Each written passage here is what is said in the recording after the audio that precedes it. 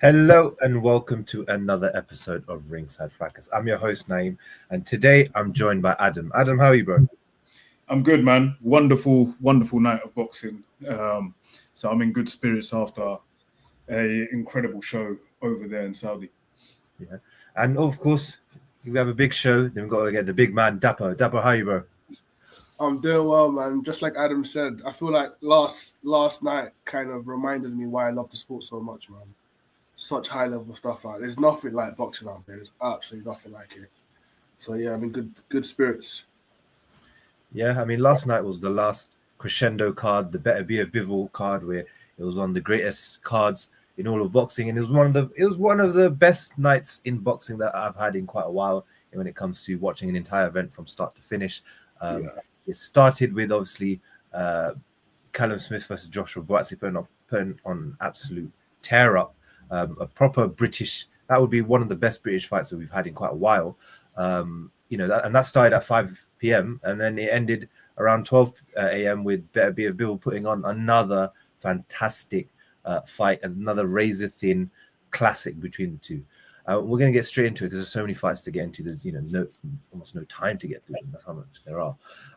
We'll start at the top of the bill with obviously Dmitry Bivol exacting revenge on Artur Beterbiev, getting a majority decision win to regain his WBA light heavyweight title and become the new undisputed light heavyweight champion.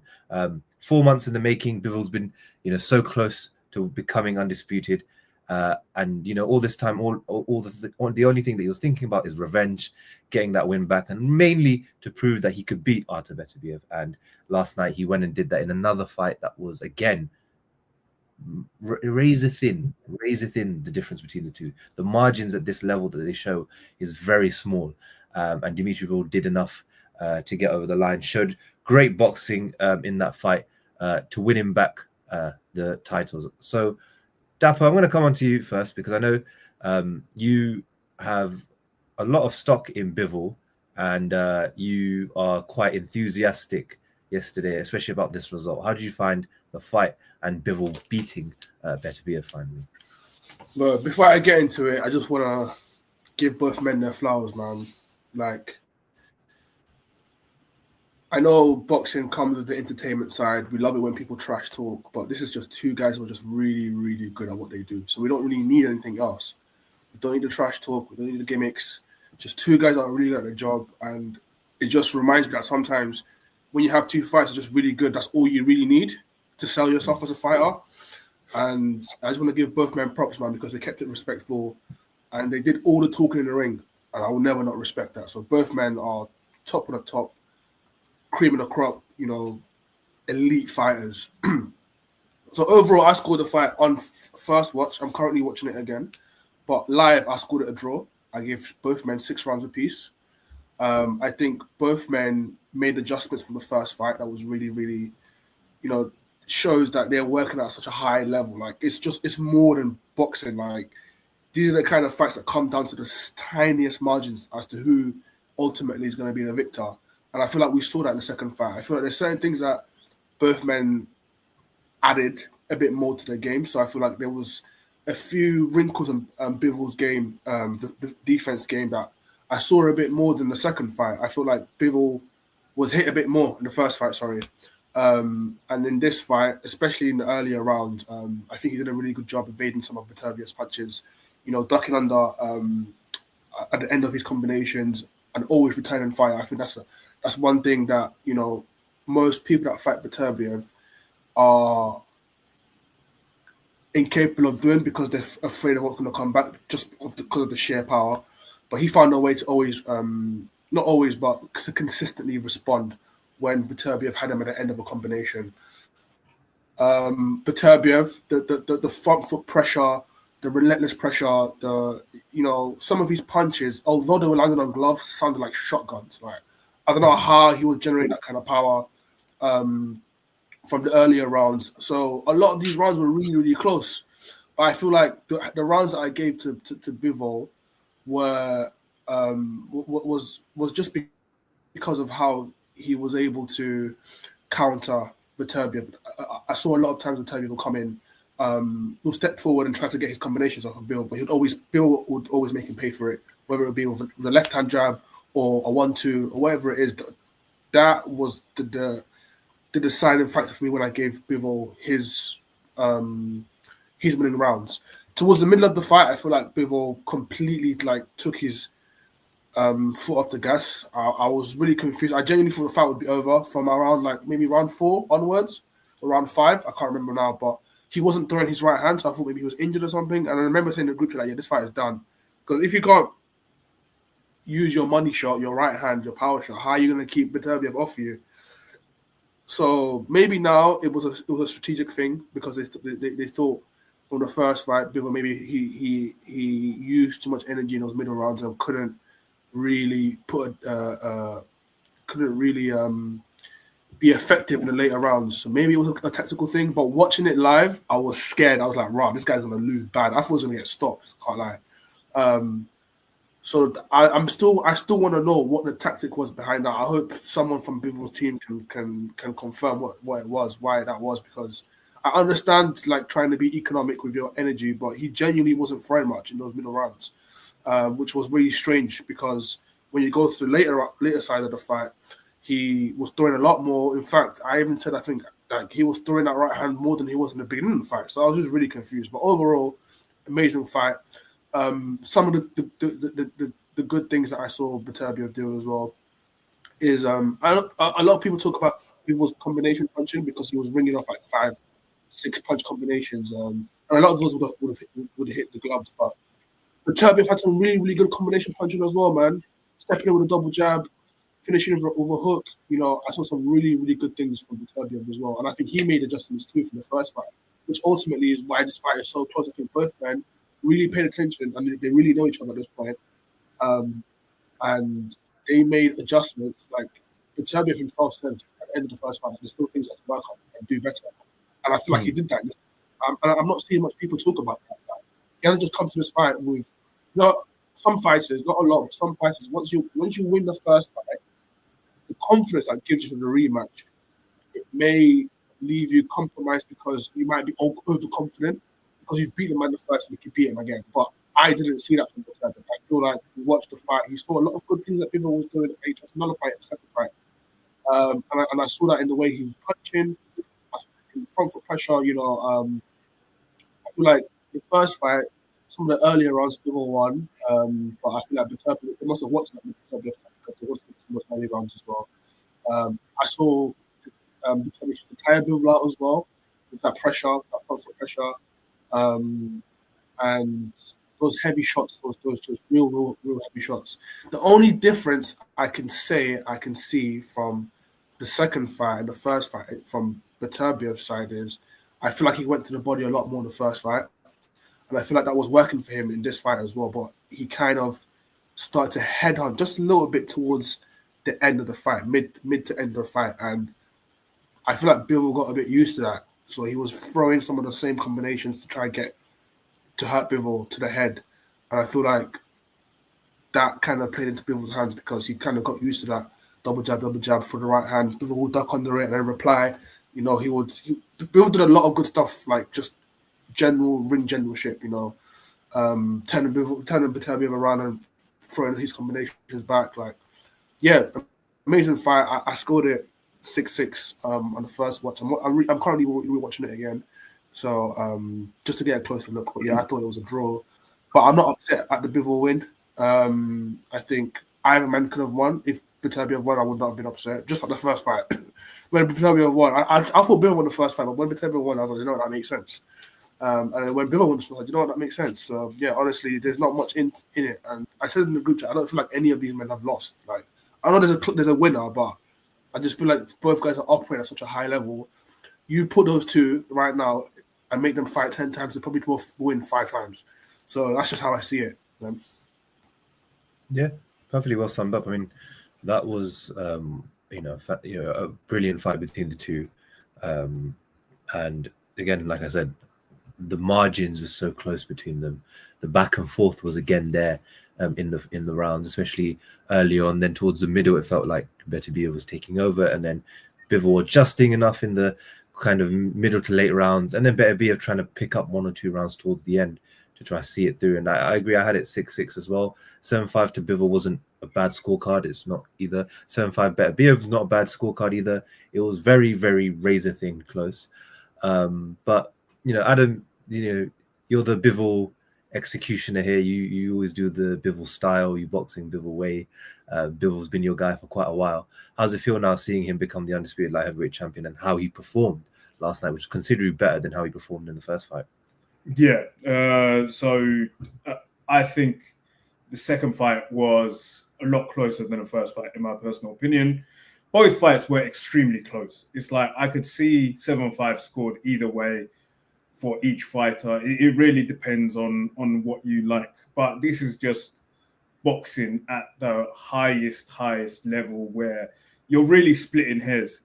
And honestly, it was amazing to see him win. Like I said, this was a 2-horse race for me, and I've covered both my bets. I love both fighters, and seeing them both get one apiece now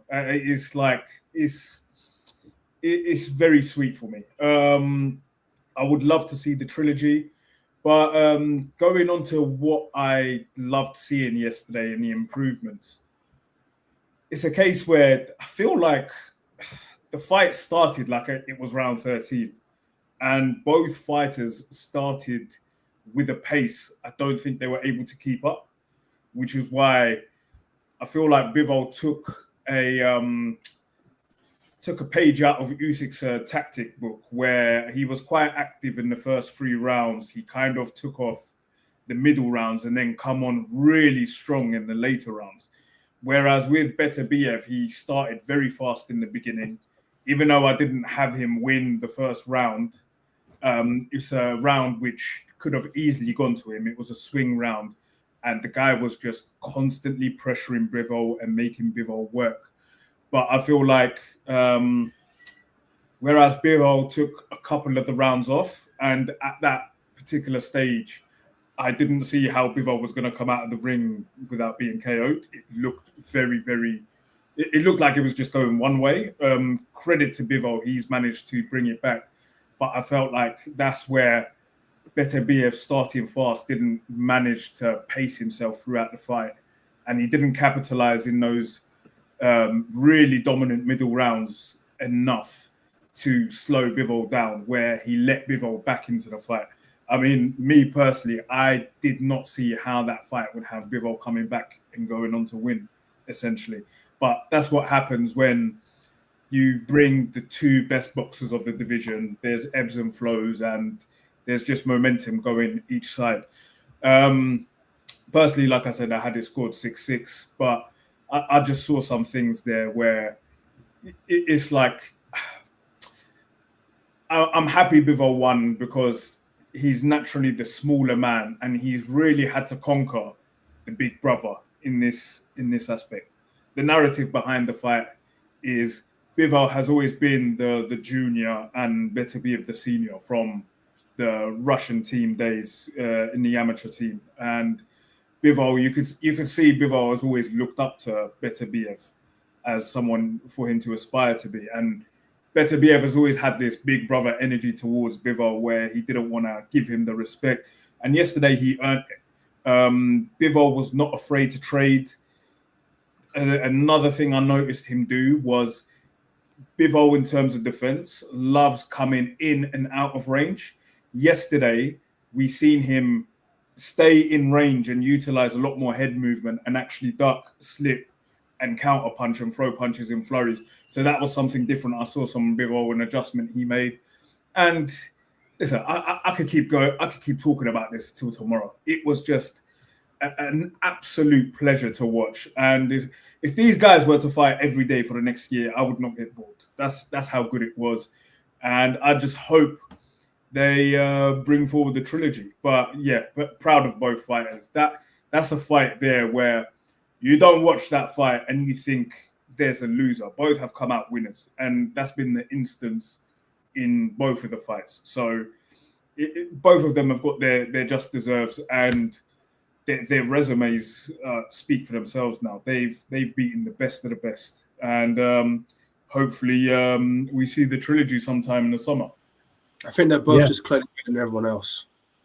Yeah, like I just feel like in terms of the level, they are just that level above everyone else. Of course, Beterbiev isn't a spring chicken, so I don't see him fighting for much longer. But we could see a very dominant couple of years for Bivol at 175. And to think this is a guy that's naturally closer to 168, he could have easily gone into 168 and then kind of gone up to 175, but he's just started there.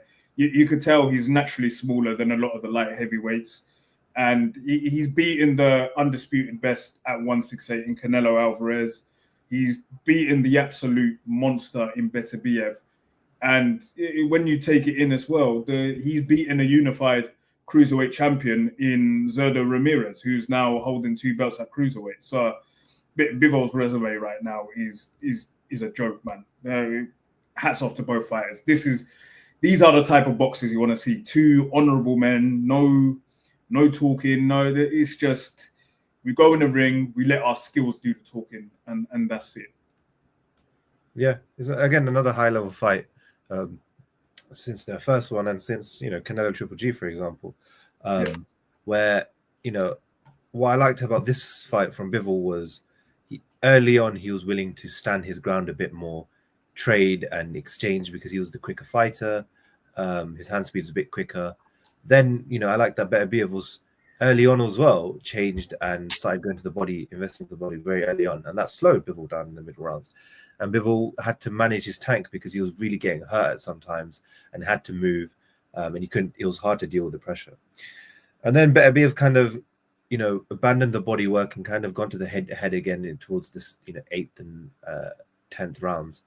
And Bivol adjusted so well that he was countering, he was holding his ground, and he was moving very well. Like, it was hard for Beterbiev to trap him at all when it comes to cutting off the ring or finding the traps to set for Bivol to get hit with. And then in the later rounds, I thought 11 and 12 was kind of, I think, the Beterbiev's rounds where he then just put the pressure on, and he knew I need to go and win these rounds because these are quite crucial. And that's why I gave it 6-6. The fight had a draw. But 7-5 either way wouldn't go amiss. It was a good fight. It was a great fight. The one thing I did notice when watching the commentary was one of the things that came out of the first fight was, Beterbiev landed a lot on the gloves and that got counted. The opposite happened here yesterday, where Bivol landed some good clean flurries. He landed some good clean shots. He landed good clean shots, but he also landed a lot on the gloves. And whenever he landed a lot on the gloves, the commentary were getting carried away with it. It was clear on the gloves. It was very, very biased towards Bivol, 100%. And I think he landed a lot of clean shots. He'd probably landed more of the clean shots, but he did land a lot to the gloves, which were counted in the eyes of the viewer and the commentator. Through like 5 punches, he would land like 2 clean, and the rest would be on the gloves. At max 2, or maybe even 1, or even all. Sometimes all on the gloves. Were on the gloves. I think that's another point I actually wanted to mention. I think a lot of the perception is skewed because Bivol boxes sexy, like his pause, but the way he boxes is very aesthetic. It's good looking boxing. Whereas Beterbiev isn't like, it's not beautiful boxing in that sense. It's boring, but it's brutish and it gets the job done. And it's very hard to actually notice how much of a good boxer Beterbiev is, because it looks like he's just a destructive machine when really he's a very calculated puncher. But that doesn't translate through his style. And when you see Beterbiev applying effective pressure for 2 out of the 3 minutes, jabbing to the body, mixing up and low, jabs, like he was doing a lot of double jabs where he's jabbing high and then jabbing low and, a couple of shots to the sides, etc. He was controlling the pace of the fight. But then when Bivol does his flurries, most people kind of see that, and because it's a lot more eye-catching, they would sway the round to Bivol right away. And I do think a lot of people might have discredited Beterbiev just purely on how the styles look to the naked eye, really. Do you feel like Beterbiev was hurting Bivol to the body at a certain point, though? Like actually, like proper hurting.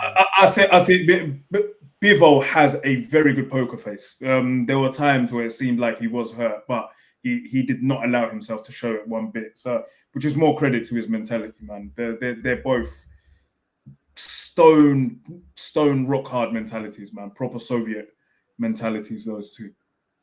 Yeah, and I think the thing with the commentary is like the commentary can sometimes skew how people view a fight, and also skews the public perception, and also not the commentary skews the judges' perception, but it kind of gives you an indication of what some people because remember the commentary are there live, kind of gives an indication of what the judges might be thinking as well, because they're also at the same position watching live. Because I remember watching Usyk Fury 2, and I thought it was a clear win for Usyk. There was no doubt about it, but you had people saying, well, Fury won that, or was very close at one night. It wasn't. It was mainly because the commentary was based towards Fury and complimenting a lot of his work. Like here, based more towards Bivol, and whenever Beterbiev was landing clean, hard shots in certain exchanges, it never gets picked up, and you're just like, okay. So that needs to change, especially for bigger fights, because it does skew the perception, and eventually you're going to get a fight where a fighter gets a decision, which we'll talk about in one of the. Might have to start watching the fights on mute, boy. Can't lie. But even then, if the commentary doesn't fix up, you're going to have big fights where you have loads of casual fans watching, and they'll have their own perception of how a fight went. No. Not because of what they've seen, but because of what they've heard. Yeah, The commentary was super biased. I can't even lie. Like towards Bivol, like there were some rounds where, like legit, Bivol wasn't doing much, and they were saying, "Oh, it's a close round," but it really wasn't a close round. Man. It was definitely biased, man. There was a few channels you could have watched it on. I think the Zone one was probably the worst in terms of biasness. It was horrible. I was watching the Zone one, and it was extremely biased. And this is coming from someone that obviously loves both boxers. So it's a case where when I see bias in this sense, I could call it out from my point of view.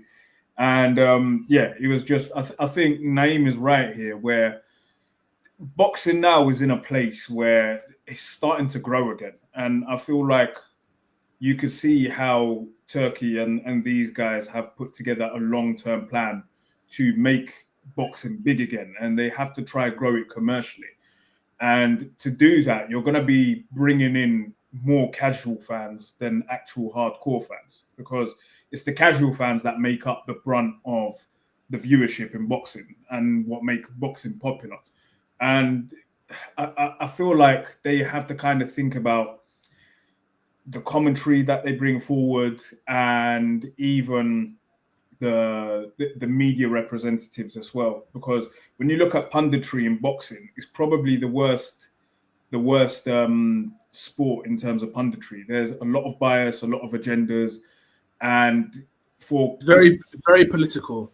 Very, and it's like for a sport that's gonna have a lot of casuals hopefully coming in towards it. I think as boxing people, not us, but them guys and us, of course, we all need to do better in trying to provide as much insight and being as insightful as possible to these casuals. And that's going to start with the commentary first and foremost. They need to get better commentators, in my opinion, because when you see bias like that and you're skewing perceptions of casual fans, it might cause more problems in the long run, people screaming robbery and whatnot, because they don't have a clue.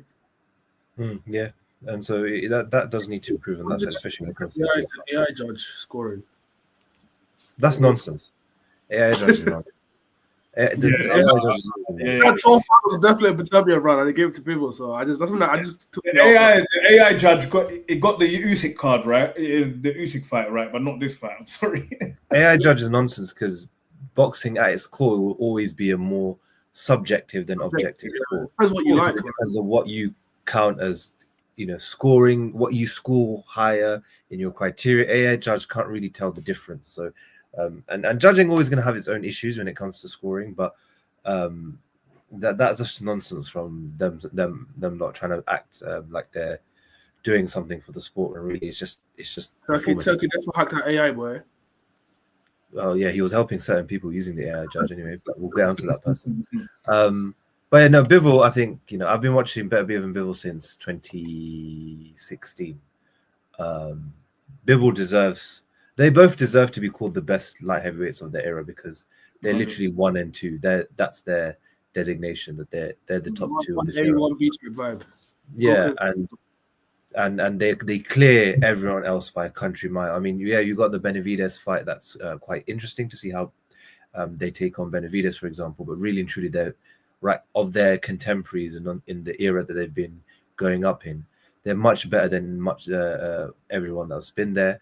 They're in the position where we talk about them now in terms of eras, like in terms of how they would have matched up against previous eras. They're all-time, in my opinion, both of them are all-time greats. They've done all-time greats. Like we'll have like conversations about how Beterbiev will do against Kovalev, or how Bivol will do against Kovalev, and how they will do against Andre Ward, etc., and all the other top light heavyweights out there. That's the standard that both fighters are at. But Bivol, I have to give him his credit because his ability to adjust, especially in those middle rounds, and the way he was boxing, how fluid it was, the combinations, and how he was letting them go, and standing his ground. And he wasn't giving Beterbiev, he wasn't wilting to Beterbiev's pressure. At times it was hurting, and he had to move, but he made the adjustment. He got in, and he showed real dog in that fight. And he deserves to be called one of the undisputed light heavyweight champions. So both of them were the undisputed champion, and it's good because they both deserve that title. Also, sharing 24 rounds with 100% knockout artist and not being dropped once is crazy to me. Yeah. It just shows the level that we're operating at, and someone was scoring it. And the way I scored it, I scored the first fight 7-5 Beterbiev, and the second fight 6-6. But you could score the second fight 7-5 Bivol. That means between 24 rounds, they shared 12 rounds each, which is very good in my opinion. Like that just shows you between the two of them, there's literally nothing separating them, if that makes sense. Like they're really good operators, and they deserve all the money coming their way from this Riyadh season stuff going on. But yeah, I want the trilogy. I'm hopeful we get the trilogy. It makes sense to get the trilogy. But the way boxing goes, a lot of the times you don't get the trilogy when it should make sense. So for example, Canelo Triple G 2, it made sense to do the trilogy, but it never happened, and Canelo kind of moved on, and everything kind of fell apart there. And I hate that trilogy only because the first fight was a robbery. When you look back at that trilogy, in the words of O'Hara Davis, it's a sour taste in your mouth. Pause. But when you look at it, because the robbery in the first fight, the second fight, I don't think it was the right decision. And then we literally had a gap of like 8 years or whatever. And then they fought the trilogy when Golovkin was already retired in his head, basically. So it's a shame. And what Naeem said is right. I hope they manage to bring this trilogy now because it's the right time. Don't drag it on. Beterbiev's going to be in Russian bingo halls like soon. He's an old man. Let's get it going for. Hopefully, I have faith in Turkey. He'll do the fight next. Hopefully, I just think the way boxing goes, and especially when you saw how toxic certain people from Bivol's team were in the first fight, and the way they still are now in terms of winning and everything. And how annoying, man. Damn. His manager tried to scream robbery about the 114 on the card. Yeah, I thought that was absolutely. They need to shut him up, man. Honestly. And I think, let's be honest. This fight should have happened a couple of years ago, and it didn't. And I'm not saying Bivol ducked it, but their team weren't the most keen on that fight because again, the team also has a say in this, and they're not going to be keen on putting Bivol back in there. Not because they don't trust him to win, but it's a hard fight to win, and they can tell when Bivol fought those two fights, his toughest fights ever. And like you say, he's got more years left in him when it comes to being at the top. They probably want to take him around the world and fight the top guys and make the most money. If he loses to Beterbiev again, that screws up a lot of their plans. So I can see that happening where they freeze out Beterbiev because, and it's boxing politics. Politics always comes in where the WBC or the IBF will say, look, you've got a mandatory, clean the mandatory up. And they choose that, and they say, look, we can't fight the trilogy because we can't, we've got these fighters to fight, so we'll do that later. And then they just postpone and freeze Beterbiev out, because you have to remember as well, Beterbiev doesn't have a lot of backing per se, personal backing. Bivol's got Turkey on his side. Bivol's got Eddie Hearn on his side. Bivol's got the right people. Beterbiev has Bob Arum, but Bob Arum likes him, but Bob Arum's not the type of guy where he's gonna fork out like millions of dollars to get him fights that he needs to. Like, he was giving him the mandatories that he needed, and that was it. And so I can foresee a situation where in the next couple of months the trilogy falls apart and we get Bivol versus Benavidez, because Bivol wants to, they've talked about, look, I don't mind the trilogy, and Bivol wouldn't mind, he doesn't care. But I can tell that they're going to go for someone like Benavidez, because it's more money that they'll probably make if they do it in America. And so, yeah, I can see Beterbiev getting pushed to the side again, because they'll say that it doesn't make a lot of money for us to do this again. So hopefully we get it, but let's see. Give him his and first. if Beterbiev doesn't get it, I want him to go up to cruiserweight and try his hand at some of the cruiserweights there, because I still think he beats up some of the cruiserweights. There's no bread there though, man. What, cruiserweight? Yeah, but you can do it on Riyadh season. They're going to pay him. So okay. I don't know. Him versus Zerda Ramirez would be quite an exciting fight. Or even Badu Jack. Yeah, but I mean, Badu Jack is the WBC title. Yeah, he could easily take that title off of him. So yeah, 100%. But I hope we get the trilogy. We should get the trilogy, and we should get it before July. Get it done. Another 4 months. What is it? February now, March, April, May, June, July. So July, August, something like that. Get that, or September even, get it done again. But let's see. I'm not. I'm not, like I said, the way I can see certain people, especially around Team Bivol, we're not going to get the trilogy because they're not too keen on giving it back, and they were very, very toxic in a way. Yeah. So yeah, what a fight though. I can't wait for the next one, if there is a next one. So but let's move on to the next fight, which was quite interesting. Martin Bakole coming in on 2 days' notice when when Daniel Dubois was ill. Again, in terms of, there's loads of speculation in terms of why Daniel Dubois was ill or whatever, but you can make up your own mind in terms of how comes he pulled out on 2 days' notice. I'm not going to say much. Parker did what he needed to do. I think this was good for Parker's reputation, knocking out Martin Bakole, who's a boogeyman. Again, 2 days' notice, so you can't really read too much into it, but knocking the boogeyman out is a very good thing to do, regardless of the context behind it. For Bakole, this does hurt his image in terms of being a boogeyman, because, like I say, if you're a boogeyman and there's the recent image that we have of you on the floor laid out, it's not that. It doesn't make you that threatening, although he's still a threat. I thought in some moments in that fight, he still looked threatening in that fight. But Joseph did what he did. He's not the biggest puncher, so that was a good shot that he landed. He's not the biggest puncher. That's all. He's not the biggest puncher. That's all I'm going to show. So, and he came in quite heavy for this one. So I thought if he was going to fight Dubois, being career heaviest wasn't going to help him, especially against the way he did against Joe Joyce. But it's interesting if they run that Dubois fight back again. I'll be up for it, because I do want to see how he does against Daniel Dubois. Or if they say they want to run Usyk versus Parker next, because they're not really interested in they're not interested in doing Dubois rematch with Usyk straight away, then yeah, fair. I'll be happy to see that. But I thought Parker looked good. It's not much to take from it.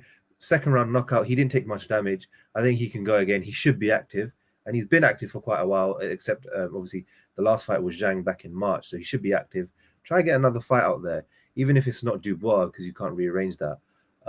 Maybe take an easy touch up and then go into a Dubois fight, but keep yourself active, because at the end of the day, he looks good. He's still young. I think he's still 33 or something, especially at heavyweight.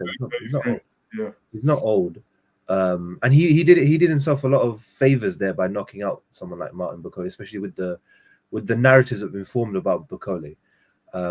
Getting that knockout, regardless of the context, is really good. for Bakole, it's like credit to him. Stepped up, got on a flight from Congo, left his family after being on holiday with them and munching almost everything under the sun there, and like he looked like a mess. But that's not his fault because he wasn't in camp. He did look like a fat mess, but I mean his shorts were struggling to wrap around his waist, and they were built for it. Those were his last fight shorts, and they still were struggling to wrap around his waist somehow. He really rolled the dice, man. I don't know if I would have done it if I were him. Yeah, it's interesting. It's like the managing wise, I wouldn't have, because of the fact that you have the Ajagba eliminator coming in May that you had, and had you won that would have been a surefire title. But if he's getting money, it depends on what you see as the payoff. Is the money worth it to take it? Because just take the money that you get, and also he can cash in favors when it comes to Turkey. Now, look, I saved your card. Let's set this up now. You owe me something. But getting knocked out in 2 rounds by Parker is hell. I saved your card and wore Daniel Dubois' gloves. Like the fact he wore Daniel Dubois' gloves. That's too funny. And that just shows like the lack of preparation. It was last minute, man. He still had wedding food in his belly when he got to Riyadh. That's just how out of shape this guy was, man. Listen, I'm shocked. I didn't think that result could happen, because I can't remember the last time Parker's finished someone. Pause. But it's been a very long time since Parker has KO'd someone, and then for him to KO Bakole in that fashion, is that lack of preparation? Is this something else from Parker's side? I don't know, but it seems like momentum is favoring Parker right now. He's racked up a lot of good wins. Me personally, I don't know why. I'm still not convinced, but there wasn't much to take away from that fight yesterday anyway, regardless. So, yeah, I mean, Ras says, don't know why people are writing Bakole off. Lewis got knocked out on call, who's inferior to Parker. No, I'm not writing him off. I just think I think he's still very competitive. The one thing when it comes to a fighter is you want to build a certain narrative around them, especially when they're not like big. Like Bakole is not a big fight. Well, he's physically big, but he's not a big fighter in terms of like profile and everything. So one of the things that you could have used to sell him is the boogeyman narrative that he's the undisputed sparring world champion and he's been knocking out Usyk in sparring and all of this stuff. It doesn't kill it exactly, but it doesn't, especially to a casual audience, it's hard to sell off Bakole as this boogeyman now that the last fight that they saw him in was hidden laid out on the floor by a guy that doesn't punch in Joseph Parker. With his legs like that, pause. Yeah, so man almost roly-polied backwards. But he was even winding his waist before he went down. Crazy. So he's still a top, he's still a threat. I mean, even in those 2 rounds that you saw, he was dangerous for as long as he was in there. But let's see how they move forward. Full camp, both men having a full camp. I don't think that looks the same. They won't do. That's the thing. They won't do it yet. They'll put. I think what's going to happen is as long as Bakole is not like medically unfit in terms of because of the fact that he's been knocked out, they'll probably get Bakole to fight again in May with the Ajagba eliminator, or they'll reschedule the Ajagba fight, and then that will be good for him because I think he beats up and stops Ajagba, and then he'll claw back a bit of the thing, and he's just showing people that look, I'm a fighter. I don't care how many days you need. I'll just get in the ring and whatever. But you do question some of the choices that Billy Nelson and them lot have taken, because was that wise to do on 2 days' notice? While it's entertaining for the fans, was that wise? I don't think so, man. 2 days? Nah, man. Well, not even 2 days, a couple hours, basically. Less than 2 days. I'm not serious fans got to know that coming in after 16-hour flights on 2 days' notice isn't a real reflection. No, it's not. But again, it's the casual fans that you want to push Bakole to, because he's a heavyweight. You're going to have to push him to casual fans. And the image of him being knocked out recently doesn't help as much, but I have to presume Nelson is almost bankrupt, so he forced him into it. That's Ra's views. I'm not going to say anything about Billy Nelson, but you do question, like, the one thing about fighters is fighters will fight, and Bakole showed that he's a fighter's fighter. He's going to fight whoever, whenever, on 1 day's notice, however. But the management is the people that make sure that the fighters' careers go well, they get the most money, and then they make sure that they do everything correctly. So you do have to question what was the thinking behind it, and hopefully this doesn't affect Bakole's career in the long term, because also getting knocked out, he lost his footing. Hopefully it's nothing, but you never know, especially with boxing. Parker is still in no man's land despite all these wins. Hope he gets Daniel Dubois in May. Yeah, I hope he gets a big fight, because again, he's been proving time and time again. He's beat Wilder, Zhang, and now Bakole back to back. He deserves these big fights. Imagine he beats Dubois. I think you'd have to argue that it's Usyk and then Parker, in terms of the top heavyweights in the world. So generation, yeah, it'll be fantastic to see what he gets up to. Vivek says Ajit Kabayel's the real boogeyman at heavyweight. Yeah, we'll get on to Ajit Kabayel. But that was fun while it lasted. But there's not really much, like I said, not really much you can read into it. It's Parker's in kind of this now zone of, okay, am I going to get the Daniel Dubois fight, or am I going to get the Joseph Parker fight? Let's see the Alexander Usyk fight. Bakole, we have to see what they decide for his next fight. Do they continue with putting him on in the May card in New York, or do they just set something else up for him? So it'll be interesting.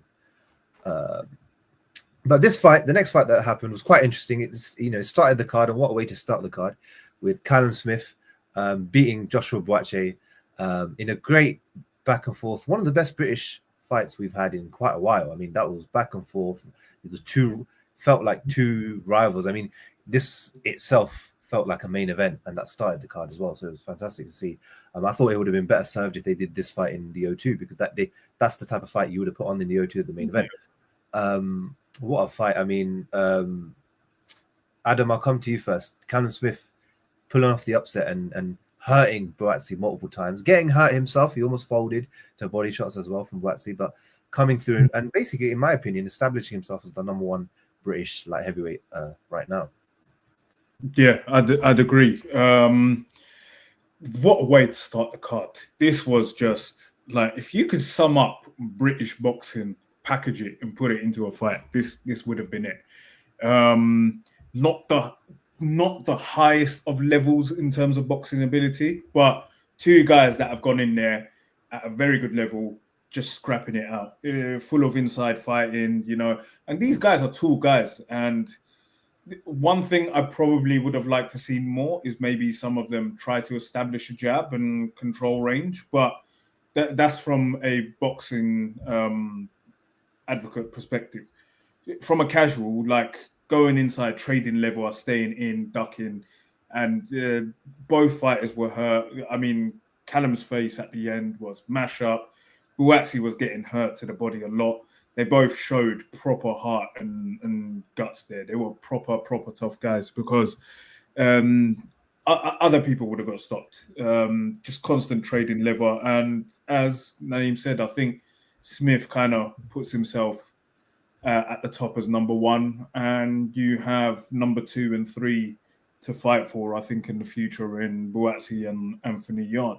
Where does Smith go from here? I mean, after his fight against Beterbiev, a lot of people thought retirement would be the best course of action, but he's kind of put himself right in the mix now again. I wouldn't be opposed to seeing Smith versus Anthony Yarde, or Smith versus Beterbiev, or even versus Morel. There's a lot of good fights for him out there, and I just hope we get them with Riyadh season. Yeah. Dapo, watching that fight, what's your thoughts on, I think most of us didn't really have Buatsi losing that fight, but how did you come away from that result? No, first things first, this is why it's really important for all these guys to fight.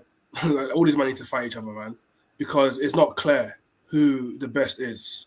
Even like when it comes to Yarde and Buatsi, like they're doing a lot of proxy winning in the domestic scene. I don't like that. All of you guys need to fight to find out who's actually better than who. Because if you would have asked me, I thought Buatsi was going to win this.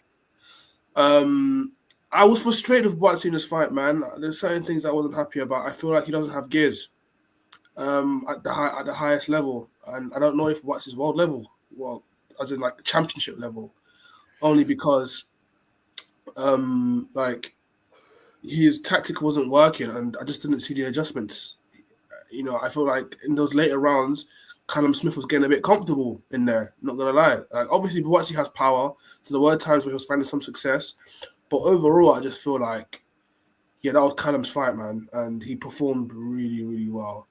And I think Yard, Buatsi, everyone just mix it up and just fight. I think Callum Smith, like Naeem said, not Adam said, he's put himself in a good position now to get some really good fights in the division. I would love to see Smith versus Benavidez, even Morel. I still do think though that Beterbiev and Bivol is just way better than everyone, and I feel like if Callum Smith has to fight Bivol, I think he just gets outboxed for 12 rounds. But I wouldn't be upset to see that fight either. Like, still fight. Like, if you can, fight. But yeah, I was a bit disappointed with Buatsi's performance. I feel like this was the separator between like championship level and just domestic level, if that makes sense. I think that this was the proper decider, and I feel like he fell a bit short, man. And something that I haven't seen people talk about much, but it might just be the level of opposition Buatsi's been facing up to this point. Like, Callum Smith has got more experience. He's lost his biggest fights, but you've been in there with Beterbiev, you've been in there with Canelo. Like, you've had more championship fights where you've probably had to see things and go through things. Whereas Buatsi, who's before Callum Smith, who's Buatsi's toughest fight or biggest fight?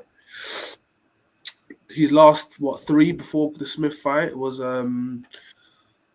Willie Hutchinson, and before Willie Hutchinson he fought Dan Aziz, and then before Dan Aziz, who did he fight? It was he had a tune-up in Stepien, and then he had Richards before that. Yeah, I feel like that's what let him down. Not gonna lie. He went life and death with Richards as well. That was like exactly. And that should have shown you kind of where he is at, because I feel like Callum Smith would have beat up Willie Hutchinson personally. So yeah, I'm just a bit disappointed, but in terms of Callum Smith's performance, I was really, really impressed. I think Smith actually dealt with him. Not gonna lie, I think he beat him quite convincingly as well.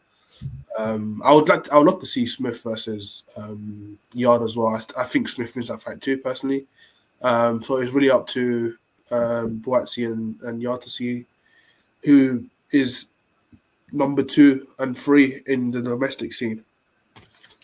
Yeah, loads to unpack from that fight. I mean, I did say on the pod, that's why you got to listen to the pod every week, isn't it, guys? I said on the pod that Buatsi is the better technician out of him and Smith, and he should be winning it. And Smith, when it comes to certain styles, like when he gets pressured and backed up, he's not the best fighter. He doesn't throw a lot, and he doesn't like when he's getting banged away to the body and the head. But I did say last in the pod that also the problem that Buatsi has a lot is he hasn't really shown much improvement in his last 5 fights. He's at a certain level where he's not separated himself. I did say that even in the Hutchinson fight, I said he didn't separate himself that much between himself and Hutchinson. He put him down 3 times, but he gave Hutchinson many moments where he got static. His head wasn't really moving off the line, and Hutchinson was catching him with hooks and uppercuts, and he was staggering him and wobbling. And I said last week, I said, this is a fight where I think Buatsi should win, but he'll get chin checked. And guess what? He got chin checked. He got chin checked multiple times. Because again, he just does the same things where he gets static. He becomes a bit pedestrian. He has a good moment. He had a fantastic moment early on where he hurt Smith to the body. And Smith physically folded over. Like, he didn't go down, but his whole body hunched over. And what does Buatsi do? Just stays there, doesn't really throw much, doesn't capitalize on it, doesn't try to knock him out, doesn't have that killer instinct. Looks like a guy that went private school because he doesn't have no killer instinct in him when it comes to it. But, tough dude, like tough as hell. He took a shellacking from Smith. He gave it back as well. Like, it wasn't just a one-sided beatdown. Smith was winning and Smith was battering him, but he was also giving it to Smith as well. Pause. But he gets too static and too pedestrian at times, and it gives too many opportunities to dangerous fighters to counter and get shots off. I mean, one thing I was quite confused with, you're good at long range, keep it long range. Why would you be close up trying to fight on the inside? Let's be real. You've got no inside game. Why fight on the inside? You're not good on the inside. And the inside obviously prefers Smith because he loves hooks and uppercuts. So there's shorter shots for him. Smith is someone that doesn't really understand his range that well. And he was just there standing on the inside, getting static in certain ranges, allowing Smith to hit him. And no adjustments. Throughout the whole fight, he was tough. He was really tough. And that was what was getting through, maybe one around here or there. But no adjustments. And yeah, like I said, doesn't separate himself. Good fight. This shows that he's on this level with Callum Smith. But it always showed you, which is what I said last week, was Buatsi is the type of fighter that you don't look at as a threat to either Beterbiev or Bivol, or as an elite fighter. He's a good fighter, and that's it. And that's what happened last night. He's a good fighter that lost. And Callum Smith, fair enough to him. Like, you really, because you have to remember last year, this guy thought about retiring because he got battered and completely mauled by Beterbiev. It wasn't just a physical breakdown; it was a boxing beatdown as well. He was getting outschooled, out jabbed, outworked, it was everything. So that made him really think, "Is this for me?" Like, he was in the back. They interviewed him after his fight in the dressing room. You could tell this was a man that just couldn't believe the fact that not only he got battered, but he got outboxed as well by the second guy. But he came back, and look, he's the British light heavyweight #1. He really took it to Joshua Buatsi. He stuck in there. He dug in there. There was loads of shots that Buatsi landed on him, hurt him at times, and he stuck it out, and he managed to he got the win. So credit to him. I hope he still gets big fights, because Callum Smith, Liverpool guy, he'll get fans going. And there are certain fights that are out there in the British scene. I think the Yard fight, they should make that between him and Smith as well, because that's a good fight to make. Smith has proven he deserves that fight. And he deserves, see out the next period of your career, making sure that your family's set. Because I personally don't think Smith can win a world title. Hopefully he proves me wrong. I don't think he can win a world title off of Beterbiev or Bivol or Benavidez even. But if you can chase those fights, those big fights, and get those big paydays and secure your family's future as well at the same time, fair enough, have your swan song and do it. Your Indian summer, as they call it. Credit to him. Like he fought well. Some of the hooks he was sinking to the body was really stabbing at Joshua Buatsi. That right hand straight down the middle, then throwing a left hook. His left hook's really good, although I say he's only got a left hook. It's really good. It is like a really good punch. He really wigs that left hook. And I was quite impressed with the dog that he showed, because he doesn't show that often. But he showed dog in this fight, and this is probably one of his best wins. This and Groves together, you'd say, is one of his best wins. So 2 wins, yeah. So credit to him. But with Joshua Buatsi, I think there's a question that comes into play of, has he been managed well? I personally think no. I think a fighter like him was always going to lose at the top level. You should have got him a world title shot before anything else. He should have had the chance to fight Beterbiev and Bivol, lose, do himself a favor and fight well, and then come back down again. Is it the end of the road? No, not really. But for a guy, when we talked about this last week, where it's been 9 years now since he's turned pro, and still yet to fight for a world title, despite there being multiple opportunities for him to do so. And now it's harder for him to fight for a world title because obviously he's just lost, and so he has to rebuild himself back. He can rebuild himself. There's no doubt that he can. He's got the ability, but it's like, I wish he would. If he was gonna lose, you could have just done it against Beterbiev and Bivol, and then move on with your career and try to build yourself around again. Here, it's like a lot of people will question, especially if Callum Smith loses his next fight, it will be like, well, is Callum Smith all that then? And then Buatsi losing to him, then Buatsi's not really that good anyway himself. And that fight kind of shows you how far apart the British level is compared to the level that Beterbiev and Bivol are at. That the fact that Callum Smith's getting battered, obviously styles make fight, but Callum Smith got battered by Beterbiev, and then he went and battered Buatsi, and we thought Buatsi was probably the #1 at the time in Britain. I agree with Ra. I hope Buatsi stays active. He doesn't need to disappear again for months. You just make the use of the money that's there and fights that are there. If they make Buatsi Yard next, we'll watch it. No one's gonna say, "Oh, Buatsi's coming off a loss." We'll watch it. It's a good fight. People watch it. Now there's a bit more even playing field because one's lost, and it's not an undefeated guy against another undefeated guy. They've both lost now, so they both have a good chance of beating each other. I think before the fight, I was saying Buatsi beats Yard. I think now, it's 50-50. Yard could also win this fight, especially if he lands those hard shots again on Buatsi, because he took a lot of damage. He sustained a lot of damage in that fight, and you shouldn't be doing that quite often. And Ross says, wasn't Paul Smith one of Tunde's harshest critics? It would make a Smith versus Yard build-up fun. Yeah. Like, I want Smith to fight Yard, and I want Yard to fight both Buatsi and Smith this year. It'll be good. It'll be good for Britain, especially if you put that on in the UK. It'll be really good for Why not? Yeah. It'll be really good for the scene. It'll really be good for British boxing to have those type of fights. Ross says, I think a lot of us, me included, still has Smith's lackluster showing against Canelo against him. Yeah, but also the way he fights is quite similar. So this makes sense. He proved me wrong, but this makes sense in terms of he's at this level where British and above, European, he'll win and he can beat those guys. Just when you go to that top level, he's not really the best guy a bit short, out there. And Ra says, wasn't the arena empty for Buatsi and Smith? Yeah, which is quite a shame. I mean, those two, especially how good they were, it wasn't completely empty, but they're top level fighters, and they put a good performance, and it deserved a proper British crowd backing it. So for Callum Smith, I hope he either gets the Yard fight or Benavidez. If they somehow can organize that would be sick. If not, maybe Bivol. If for some reason they say let's make the Bivol fight. And for Buatsi again, Yard, take the Yard fight next. Get that sorted. Yeah. But, do you think Buatsi has a tough question to deal with though, with Virgil? I'm not sure how that partnership is going to continue going forward. It's not happening, man. It's not hitting. I kind of got the sense from his fight against Craig Richards that Virgil didn't rate Buatsi then. He was quite disappointed with his performance, and you could sense a bit of tension in the corner. And yesterday, the way Virgil was talking to Buatsi, maybe that's how he talks to him to kind of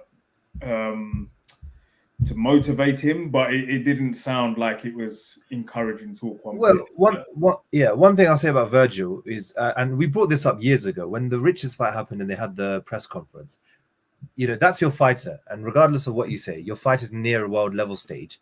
That when someone asks, "Oh, what do you think about the Beterbiev fight?" and go, "Do you want to give him brain damage?" We said from then and then that doesn't inspire confidence. That doesn't make me feel as a fan that you feel your fight is good and you have any confidence. And I felt like that for quite a while. I remember when Boxer first took on Buatsi, they did a vlog where they went out to America when he was training, and the way the interaction they had between him and Buatsi, and maybe I might be reading a bit too much into it, the interaction they had to Buatsi didn't ask him, "Oh, can I bring the Boxer vlogging guys to come in?"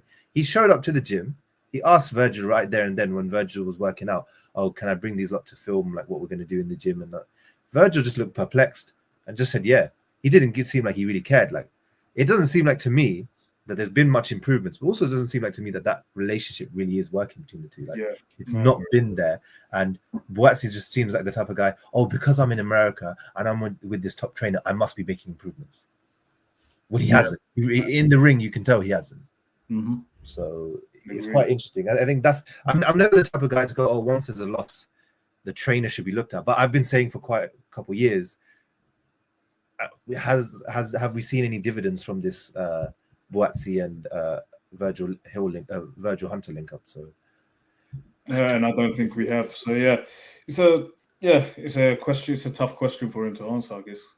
Yeah. So let's see how they get on with it, how he gets on with his career, because I think if he doesn't get another big fight, it will be a big waste of career talent or management, because he should have had a big fight by now, a big fight. The biggest fight you can imagine that he's been in is probably the Smith fight. 100%. Even Richards or Aziz, they weren't big fights. They're not big fights like that. So at least Yard had the Beterbiev fight and the Kovalev fight they can fall back on. But Buatsi doesn't really have that even in his locker to fall back on. So it's quite interesting. Everything changes all in one night, Before it's like Buatsi was on this thing, but that's how quick boxing is. If you're not on it, then you're not on it. So, and speaking of how everything changes in one night, I mean, Ajit Kabayel is knocked out with a body shot. Zhang. Ajit Kabayel, they've got to call him the body snatcher. He is the body snatcher. I've been saying this for a while now. That's the rightful name. Like the work rate in going to the body, I ain't seen much boxers like it. It's crazy. Yeah, but like he's someone. And this is one thing. This is one area where Riyadh season really comes into effect and is really good for. Ajay Kabayel beat Derek Chisora back in 2017. After that point, the problem with him is he's a German-Turkish boxer. He really isn't the most entertaining at that time. So he hasn't really got that much backing. So, and when he beat Chisora, again, it wasn't on a big event or platform.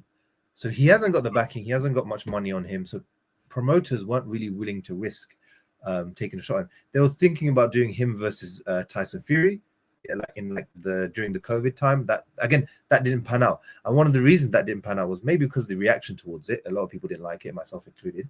But also because Ajit's not the biggest fighter, so they're like, no, we can choose a different name rather than Ajit Kabayel.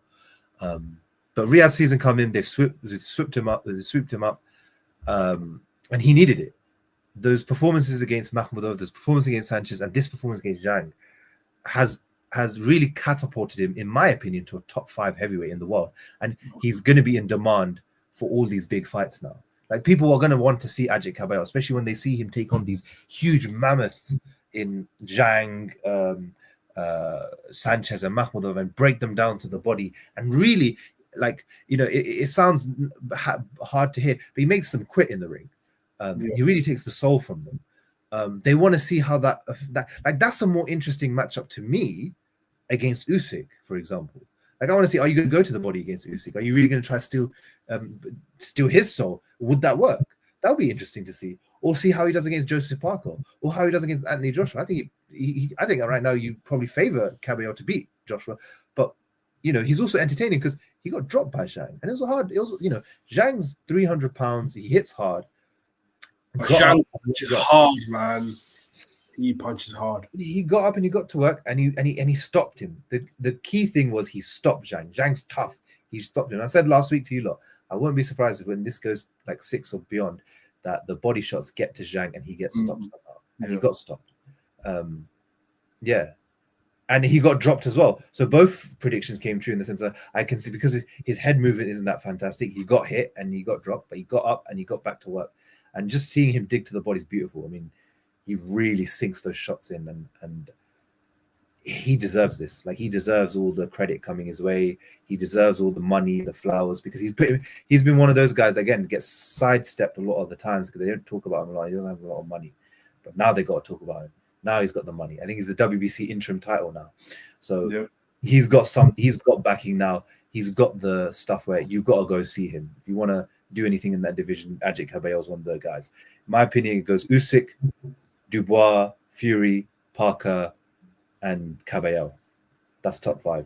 And he's cemented himself as a top 5. And now the next thing for him is Fury better than Parker, though, man? I don't know. Huh? Fury, is he better than Parker? Yeah. What's really the overall? Yeah, because of his performances against Usyk, I'll give it. His performances were quite good against Usyk. That's fair. If you put Parker above it, I'm not going to knock it. I'm not going to knock that, but yeah. Fair play to Kabayel, man. I hope he keeps getting more money, and now he gets the big headline fights that he's been dreaming of. Dapper, what's your thoughts on Kabayel stopping Zhang? Yeah, I think after the Makhmudov fight, I had some stocks in Kabayel. Then after the Sanchez fight, I just dumped more stocks in. Kabayel is my guy right now, and I've got him in my top 5 as well. Do you know what? I just really like the fact he's a very solid heavyweight. I feel like most heavyweights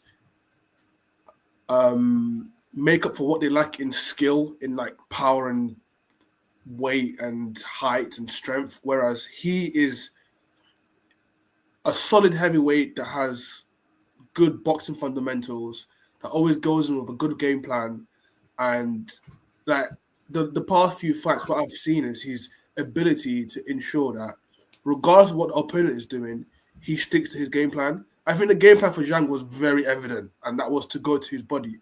And before this fight, I don't know why, like, I never thought of it that way. Obviously, it makes sense, but I never thought, you know what, just go in there and just beat this guy's body up and see what's going to happen, because Zhang is old. He's in his 40s. You know, at this moment in his career, he's probably a maximum 6-round fighter. Like, I don't see him going past 6 rounds and being effective. Like, his top fights he's had, Parker, even what's this guy's name? The guy that fought the bar. what's his name? Hagovic. Hmm. Zhang started to slow down in the later rounds. Like, I feel like the blueprint to beat Zhang was just always there. But obviously, Zhang has lost before, but the way he lost made so much sense to me. And yeah, man, he just beat that body up. That he was vomiting Charmaine, like it was crazy. But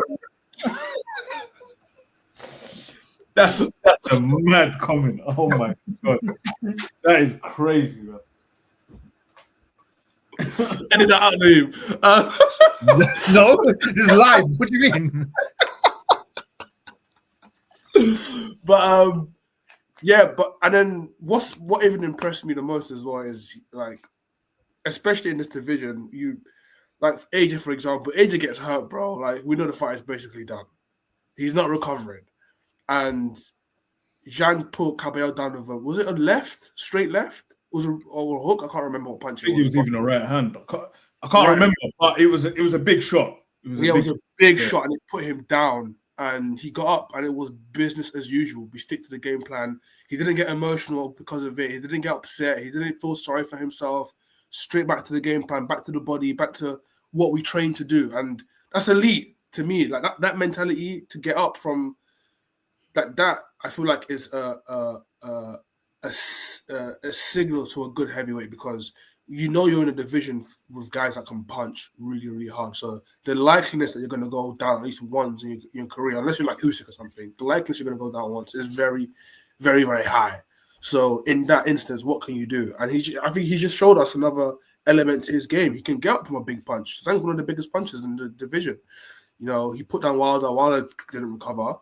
And when Zhang, like even when he put down Parker, he put him down a few times. And the way Parker recovered wasn't the same way that Kabayel recovered to win the fight. Parker had to claw that win. Do you know what I'm saying? So yeah, super impressed, man. I got my stocks in him. I want to see him against the top guys now. I feel like he said that he wants a go at one of the belts, and I agree. I don't see why not. I feel like he's done enough to earn a shot at one of the titles. Maybe a Dubois fight or something. But yeah, heavy stocks in him, man. Great performance. I think Zhang should retire, man. Can't lie. I don't know where he goes from here. Damn. Hey, I'll try to see if we can get Zhang on the pod if we can. I'll talk to Terry and see how. But yeah, I mean, he's 41. He's had a lot of health issues, and especially when it comes to his body. We talked about this last week, where he has a lot of health issues, and going further into fight is quite tough for him. So I think it will be something that I think they need to discuss. I feel rather than his age, it's just more so the fact that I feel like there's a proper blueprint to beat him now. Like, imagine Atama versus Zhang. I feel like he gets punched up. Like, it's just there's like a proper way to beat him now. That's just my opinion. The thing with Zhang, is quite upsetting, because it's clear there's stamina issues and health issues or whatnot that has severely hindered his fighting capabilities, and he's kind of got into the mix a bit too late, where the guy is now like 41. This is a guy, in terms of what he brings to the table as a boxer, in terms of skill set, he's a southpaw, big guy, and he punches like a mule. This is a guy that, if he had the standard stamina of the heavyweight division, could have potentially been top 3 of this generation. He's very technically sound, schooled boxer, carries power in both hands, good defense. It's just a shame about the stamina. It's like, even with the Parker fight, and this is something I've stuck by, I don't think Parker won that fight. I thought Zhang beat himself by not being able to throw punches. Parker didn't do anything to Zhang. He was just busier. And Zhang could have put him away whenever. He just didn't have the stamina. And I thought with yesterday's fight, it's like what you said, Dapper. You got someone that doesn't have the greatest stamina, and he's a big guy and a big target. The best thing is to go and just chop the body down. I don't think Kabayel come up with that game plan because it was Zhang specifically. I think that's just how Kabayel fights. This guy is just, I'm not looking up here, I'm looking here. I'm going to come for your body. Pause. This guy just relentless. And the thing I like Kabayel about Kabayel the most is he makes you fight his fight at his pace. Zhang wasn't really able to maintain his distance and keep him at range. He made it into an inside fight. Zhang didn't want that, but Kabayel was clued up enough to keep pushing onto the inside. And the pressure's relentless. And it's not like Kabayel was slowing down either. He had a very good output for a heavyweight boxer, and he's sinking in a lot of shots, and he just wears you down. And I think he is a major problem for anyone in the heavyweight division. The way he dispatched of Makhmudov, from there and then I was like, yeah, this guy is serious. And then he kind of continued it with Sanchez. And I even made a prediction at the start of the year at the end of 2024 pod. Naeem asked, like, what's like a ridiculous take you're going to make about boxing in 2025? And I said, I think Kabayel could become a heavyweight world champion. And it's crazy how things have changed where, Joshua has been beaten and, Usyk is coming at the end and it's wide open for him now. That performance yesterday, it's great for his career trajectory. People are going to be taking notes because Zhang isn't a small name. He's grown in popularity over the past couple of years. And I think Riyadh season have played an absolute blinder with this one, where they've taken someone who was essentially a nobody that never really managed to kick on from the Chisora win and have made him into a potential superstar. And I think he beats AJ right now purely just because of styles. I think he beats Parker.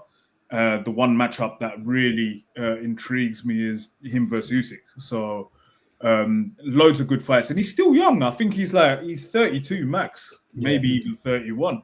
So he's still got loads of years left in the heavyweight division. And he hasn't taken a lot of damage as well. Like, he hasn't been in wars like that. Yeah, he hasn't been in wars or anything. And another thing, he's got a great chin. He's never really been hurt. And yesterday we saw him take a big punch from Zhang and get up and go back to business. So he's been hurt, but you just never seen it because it's not been on the big. It's not been on the big stage. So he fought Smakichi, and he almost got stopped in that fight. He went on and stopped Smakichi. That was literally the fight before Makhmudov, and that was where even me thinking in my head when I was watching that, thinking probably Kabayel's going to lose at some point. But he's come leaps and bounds since that fight, and he looks much better. And it's interesting when you brought up that he beats AJ. When we speak about AJ losses, of course, Sam sniffs the waters and he comes to the pod. Sam, how are you, bro? Yeah, I'm not bad, man. Not bad at all. How are you guys? Yeah, good. It's a good week. It's a good weekend, isn't it? Absolutely, man. It was crazy from start to finish. I think we had every type of drama, the big drama show, as GG has put it, all the emotions with it as well. Like, it was sick, man. Like, in terms of boxing cards, yeah, you really have to pick up Al Heyman once again. Al Heyman, wow, that's crazy. That's crazy. Oh my God. Muscle memory. Muscle memory. No. It's crazy. You can't make that joke up, You got to pick up Turkey, man. You got to pick up.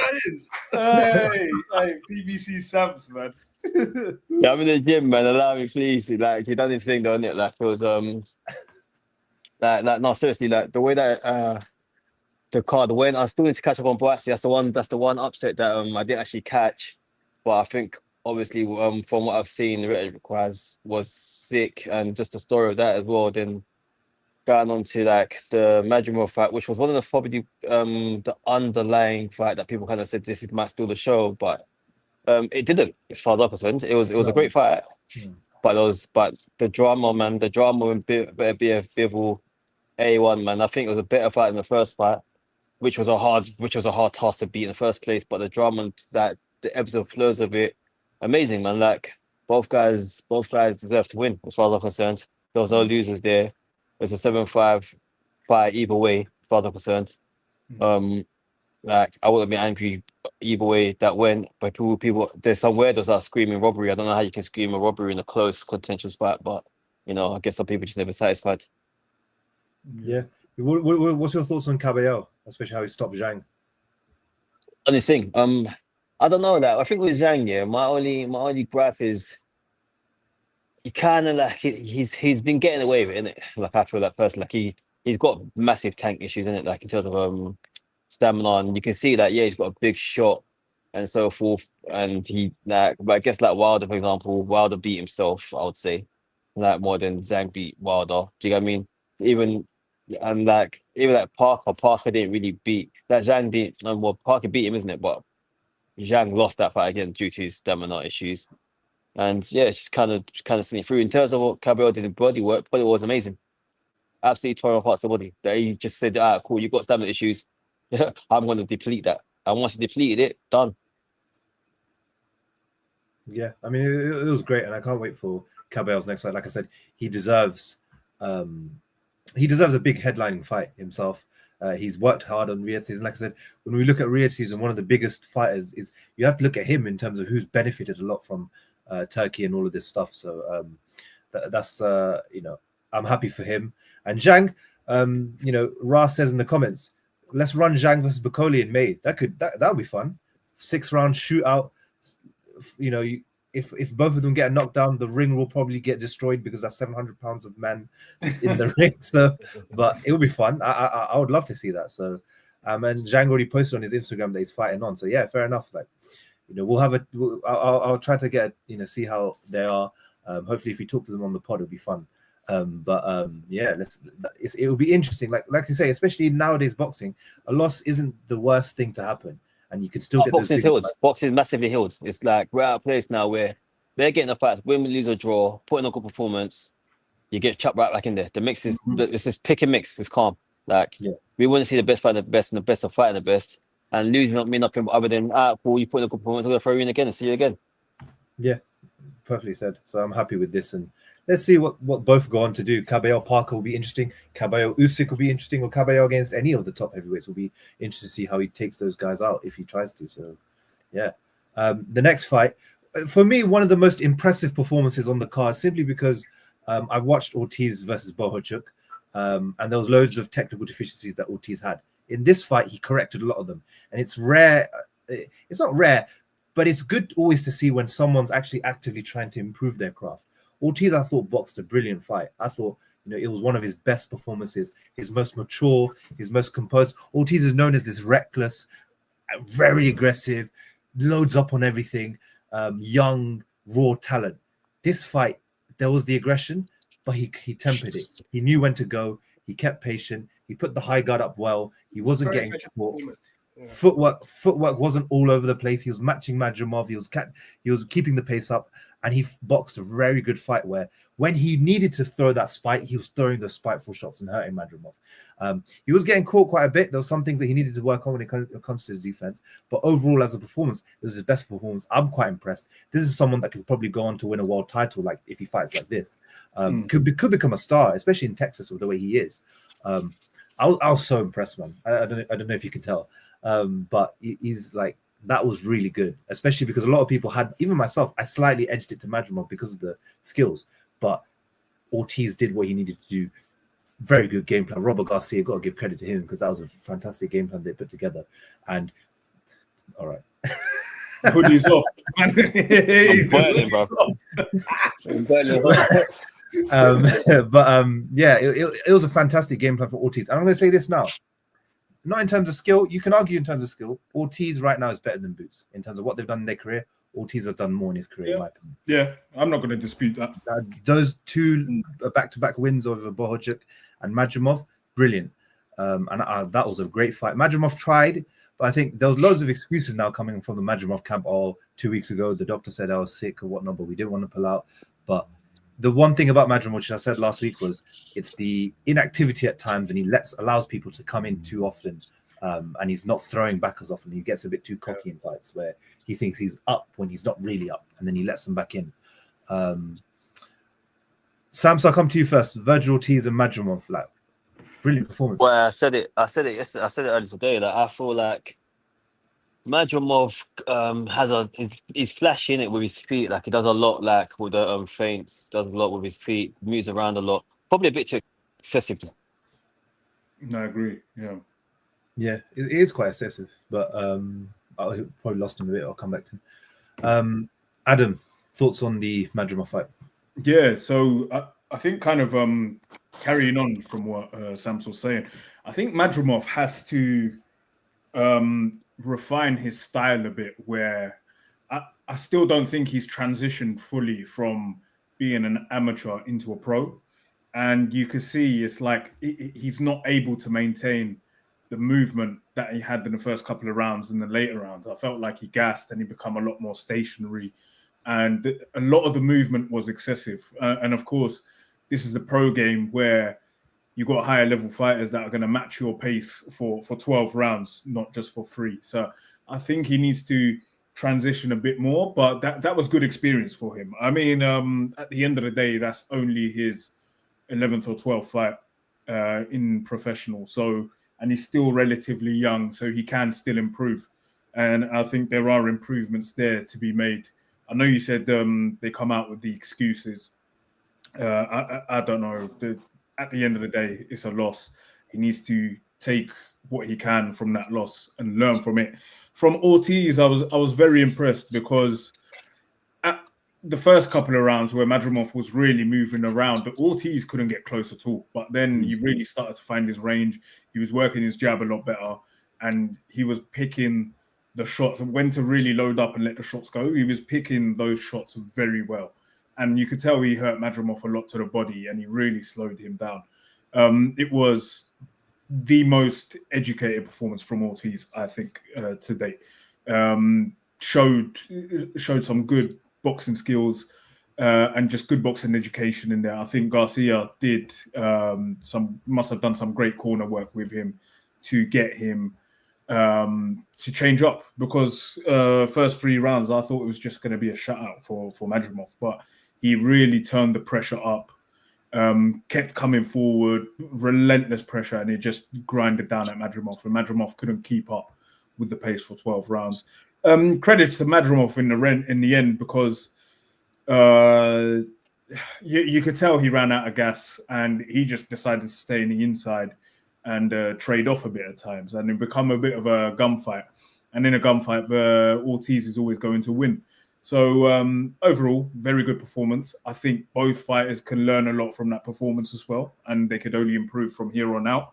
They're both relatively younger fighters. And like I said, the 154 division is a very exciting division. I wouldn't mind seeing, Madrimov versus Boachuk in the future. I wouldn't mind seeing Ortiz versus Boots, Ortiz versus Crawford, even for a matter of fact. There's a lot of good fights in the mix. So, very exciting times. Ortiz versus Fundora would be fun. That would be fantastic. That would be a very fun fight. And they need to do that because he's the interim title. So he can unify and go for... He can not unify, he can go for the world title against Fundora. Sams, you there? Yeah, I'm back. Yeah, so your thoughts on it? Yeah, no, I thought it was a great fight.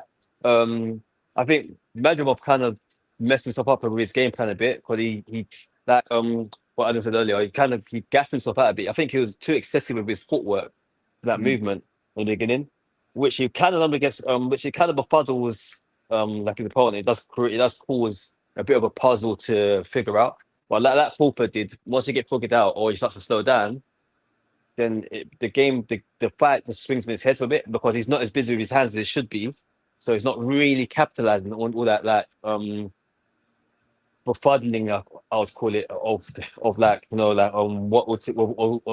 Ortiz, and eventually Ortiz kind of started getting. Once Ortiz started getting to work, you can see the tide was changing quite quickly. Like, I think he hit him. I can't remember what round it was, but he started hitting with a couple of body shots, and he slowed all the way down. Like, he just became like legs in quicksand, and that was it.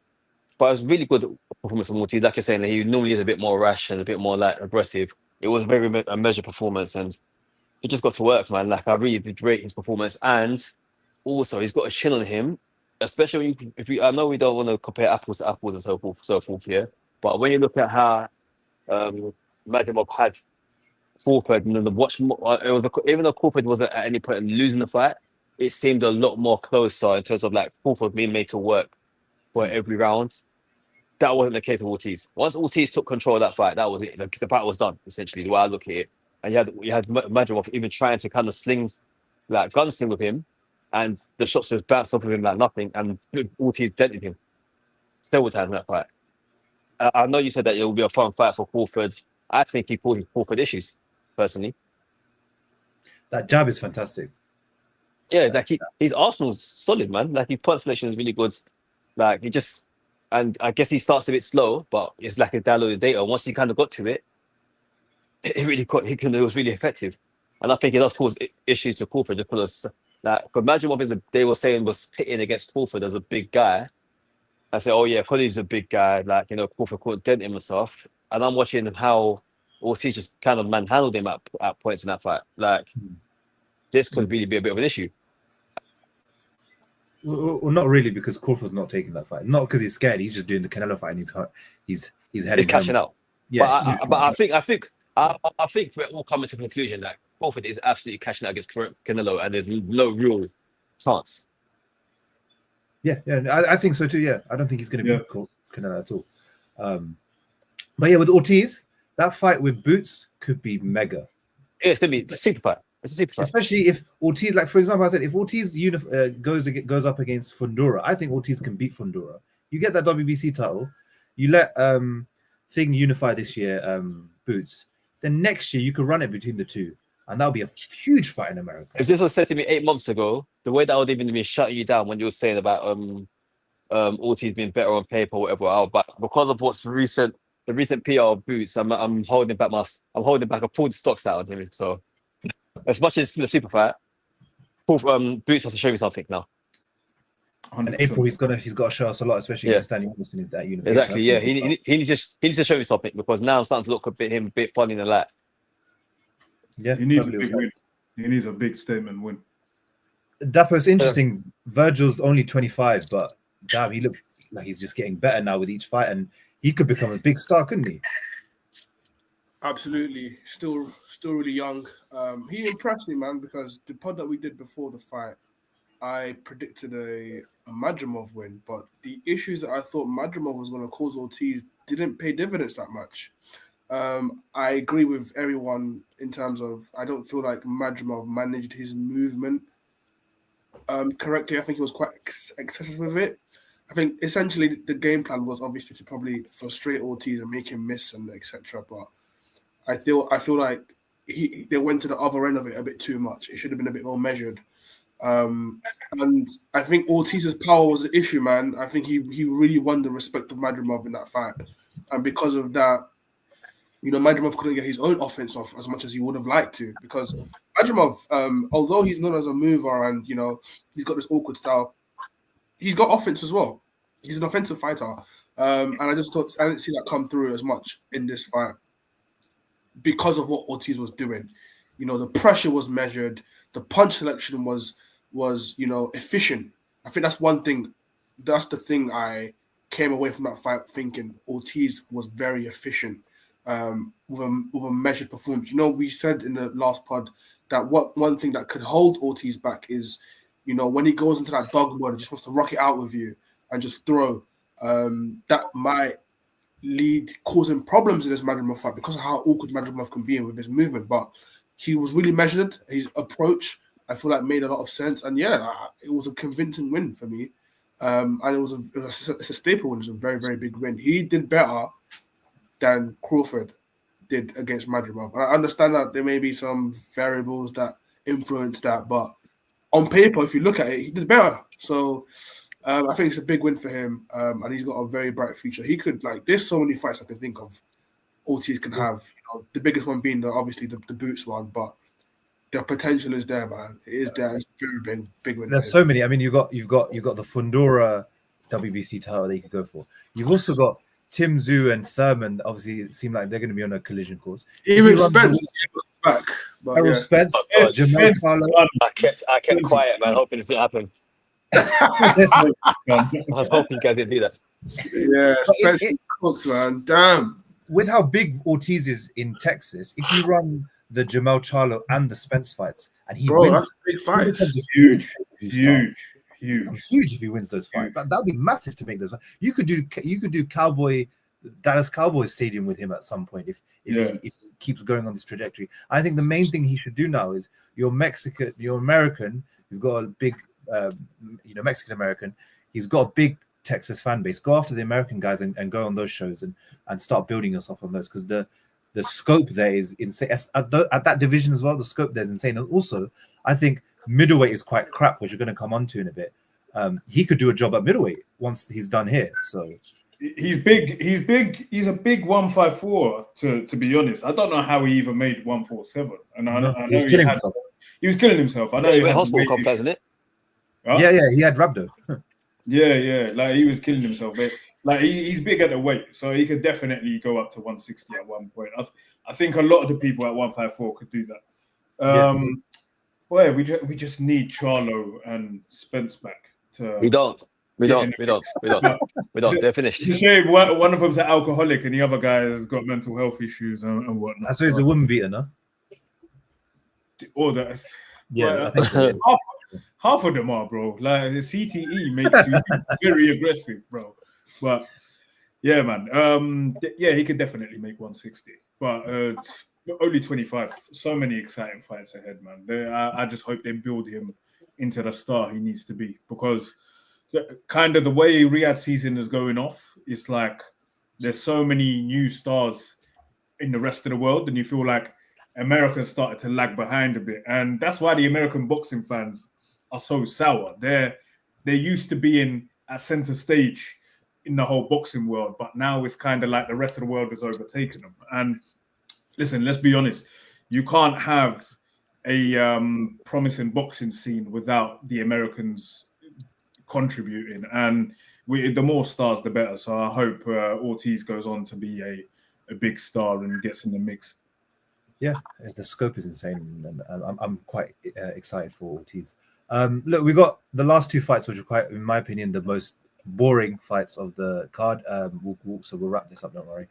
Obviously, we're talking about pay-per-view bona fide stars, the guys that can, sell out 1 million pay-per-views because their fights are so entertaining. And wow, what a great fight that they always put on every single time. You had Shakur Stevenson get back in the ring and stop Joshua Padley. By the way, can I go first on this one, please? Yeah, go ahead. I mean, I'll be honest with you. I went for a corner shop run during this fight, so go on. Yo, Shakur's got a problem, man. This lack of power is hell, bro. Like, how can you not stop an electrician? He took you 9 rounds. Like, come on, man. Like, this is... I don't know what's going on. I think he has got issues with his hands, and I feel like... Now I'm starting to think Tank might beat him. I can't lie.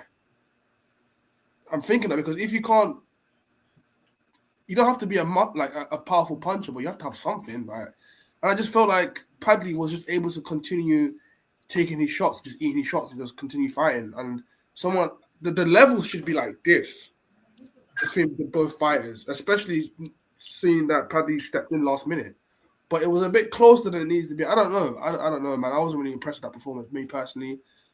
Good work to the body. Obviously, Shakur's hands looked fast, and he's meant to be a generational talent, but I think there's some issues there, man. And I can see some certain styles bothering him if this hand situation is a real issue, and lack of power is just killing me. I think it's worse than Haney at this point. I think it's very easy to critique Shakur in a sense because of the whole narrative built up with Padley. He's a Sparky that was doing an old woman's house like on Tuesday, and then he was brought in Saudi.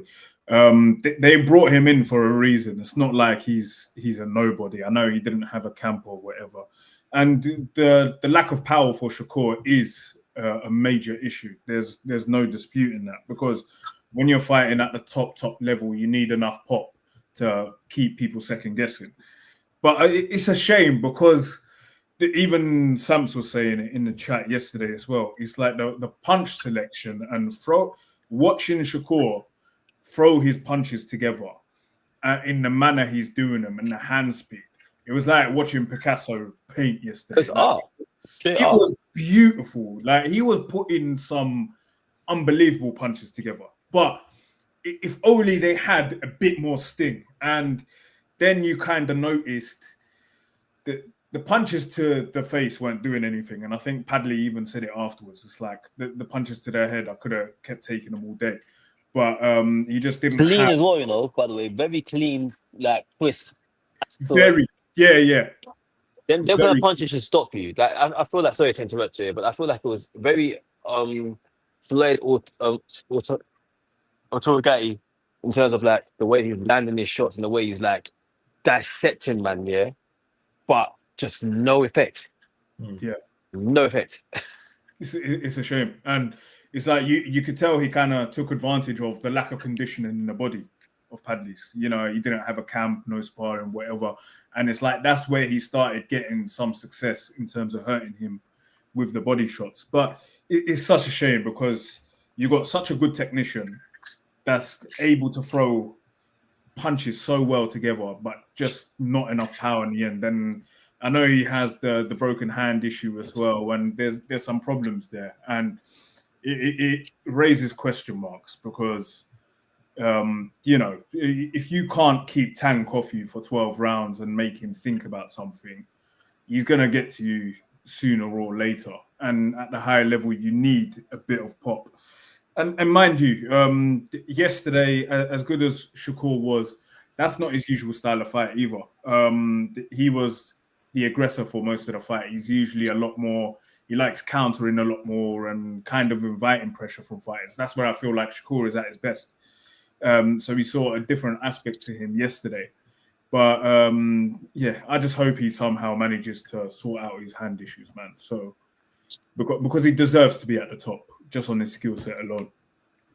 Sam's your take on Shakur last night? Well, I've always said this, Shakur Stevenson, talent-wise, is amazing, man. He's probably like the best, like in terms of like defensive attributes, in terms of punch selection, the way he puts it together, his IQ, the way he can step inside in between your punches and throw, let off 2-3 punches with blinding speed. Everything is amazing. It's very pretty boy Floyd, yeah. But the lack of power is so telling now. It's scary. I genuinely wonder if he can punch through paper. I genuinely like, could he punch himself through paper if his life depended on it? Because, bro, you can't land that many consecutive clean punches that a man is not seeing coming and not even wobble him. Like that's a talent. It's a talent. It's a talent to be that ineffective with your punches. But you get if you spar anybody with like any form of like punches, yeah. If you just about catch someone remotely clean, they're gonna take a back step. It's like the punches weren't landing. Like, as in, bro, what are your hands made out of? Because he literally did everything out of the book. Absolutely right. Textbook A1. Like he's even creative with his punch selection. You know what I mean? Like he can go to the body, pop the. They can do anything he likes when it comes to landing the shot. He can defensively get away, but your inability to land something is scary. I do not think for a second, yeah, he gets past Tank. I don't ever see him and Tank going 8 rounds. I don't, because Tank is going to absolutely maul you. If you don't give that guy respect, he's gonna walk in there, happily take 2 shots and land his big one on you. And when he lands his big one on you, you're gone. And I don't believe Stevenson has the chin to take it. I think a lot of Stevenson's shots are quite reactive because he's always normally technically waiting to see what someone's throwing at him, because he's so defensively minded, because he knows he can't really take a big shot. So when you're like that, and which is why he backsteps so much. You know what I mean? He's always trying to get out of it. So he's never really loading. But yesterday, we watched him sit on his punches and load. And the minute he did that, by the way, he hurt his hands. First of all. Yeah. And again, didn't dent his man. Again, a guy who had no camp, who was literally an electrician. Padley is not a nobody. Sorry, but the goal from paper between Padley and Stevenson is literally white collar boxing championship level as far as I'm concerned. Yeah. And you couldn't dent that guy for 9 rounds until you basically beat him on conditioning. Scary. You're not being Tank. I respect it from Padley though, like stepping in on a couple of days' notice. He upset the world when he dropped Mark Chamberlain on the Joshua Dubois undercard, and he deserves all the money that's going to come his way from this fight, because he wasn't going to make that money in one night, because he's a small hall fighter. So fair enough, and credit to him. But Shakur needed that Floyd Schofield fight more than anything, because there was a bit of needle in that fight between the two. I'm not sure he did need it. Schofield's got no. It's not the best fight to make, but no. But I'm saying this might be a blessing in disguise. Schofield has pop. Yeah. But then that's the big issue, isn't it? If you can't beat the likes of Floyd Schofield, then we talk about the likes of Keyshawn Davis or Tank Davis. That's a tough prospect because those guys not only are great boxers, but they can hit hard too. This is what I'm saying. Anyone that's got power, and doesn't mind to walk through Stevenson, which is basically anybody, you're gonna get him out of there eventually. You're gonna stop that guy. Like if it's amateur boxing, you can point somebody all day long, innit? But in a game of actual professional boxing, you need some pop to keep someone honest. If you ain't got that, you're gonna get stopped. Yeah. It's interesting because he had surgery on his right hand, but then one time he committed to a shot with his left hand, and he had to shake out his left hand again because it hurt. And that's such a big issue, the fact that anytime he sits on his shots, I think he has power, he just can't commit to the shots because of the fact that his hands will just keep breaking. Like he's got a worse issue than Floyd used to have. Like his hands just seem like they'll break anytime he tries to plant his feet and throw. And like Adam was saying, it is worrying what would happen if he fights a top fighter and there's no power to kind of deter them. But I went for a shop run during this time. I came back, saw him drop Padley 3 times.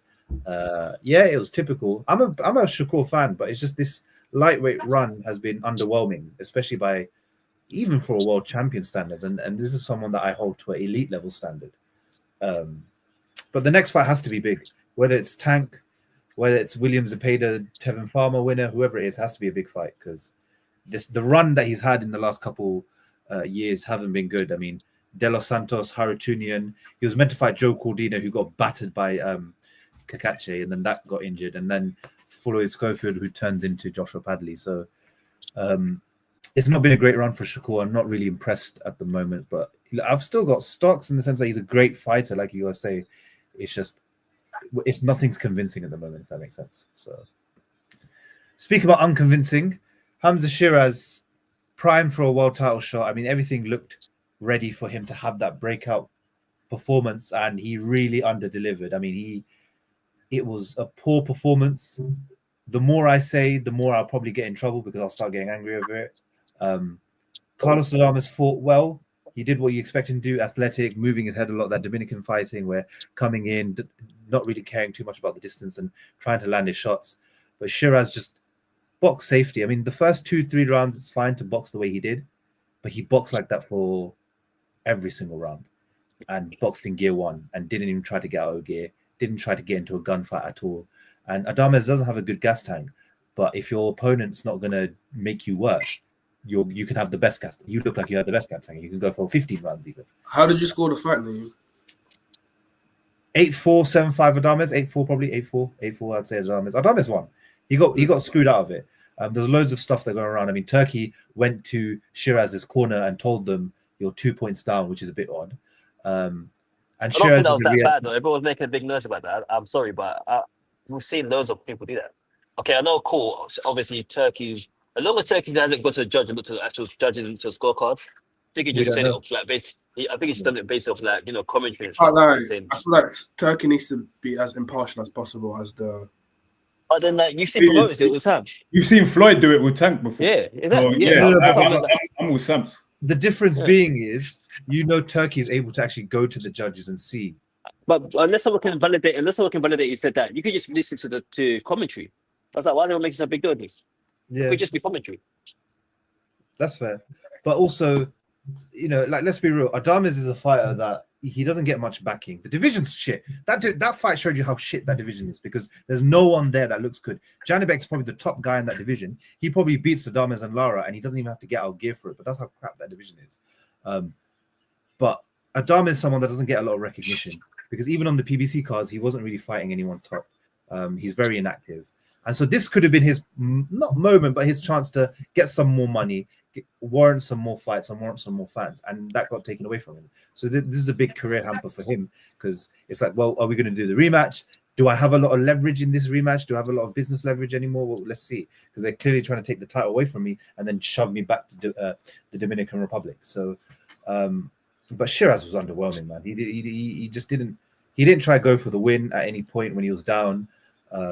Like I said, too shook of the power, box safety. He's got a lot of work to do because that was very uninspiring. Even as a fan, that's very uninspiring. And that Shiraz hype train's kind of come to a halt for now because he should have lost. It's a draw. He got a gift decision. Second one as well. Huh? Against I forgot Skeet.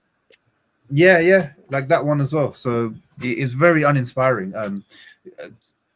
Sams, I know you've been watching Shiraz's career for quite a while. What's the verdict on how he performed last night? Yeah, obviously, I've seen him in like training a million times. I feel like he had it off net. Well, I don't really. Obviously, I don't know if it's a weight or something like that, but I said I'm giving it a bit of grace in it. Like that wasn't him at all, and it wasn't at the races for whatever reason. What like they said he broke his hands. Whether that's the case or not, we don't know. But I just know that wasn't him at all. So I'm gonna give him a bit of grace. Like, I'm still high on him. I do think he's a talent, a serious talent, but he lost that fight last night. He definitely lost, and he didn't deserve to get a draw. And he has obviously screwed Adam Azar a bit as well. But at the end of the day, boxing's politics as well. That one was, you can see, it was gam red, the core. So him and Turkey did what they had to do. I'm not being bad for the whole Turkey thing in terms of the judges and stuff, but I think they've gone over to try and motivate him more than anything else.